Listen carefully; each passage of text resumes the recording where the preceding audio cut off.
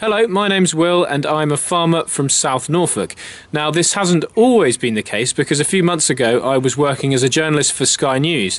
I was in fact a technology reporter, so almost as far from being a farmer as you could get.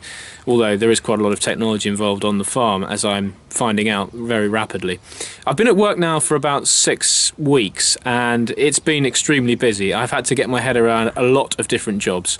I'm in charge of controlling the pigeons on the oilseed rape, which has been quite fun and quite challenging. So far, I'm happy to report that we've kept pigeon damage to a minimum, but I think I was lucky because we had a good autumn and the crops got pretty well established.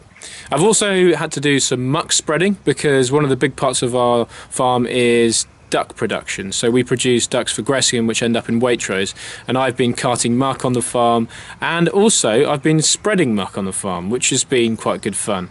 Getting the hang of using the large tractors on the farm is quite a challenge, but I've quite enjoyed it, and I think most people would enjoy driving tractors about. At least the novelty hasn't worn off yet. The other side of the business is obviously in the office, where there's a lot of paperwork and things to get your head around there. The management side of it is very new to me.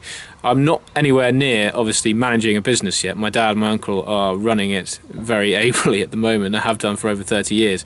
But I have been learning a little bit about how things work. I've used the Gatekeeper system, which we've been entering various sort of sprays onto, and all of the information of what we do on the farm, on the different fields.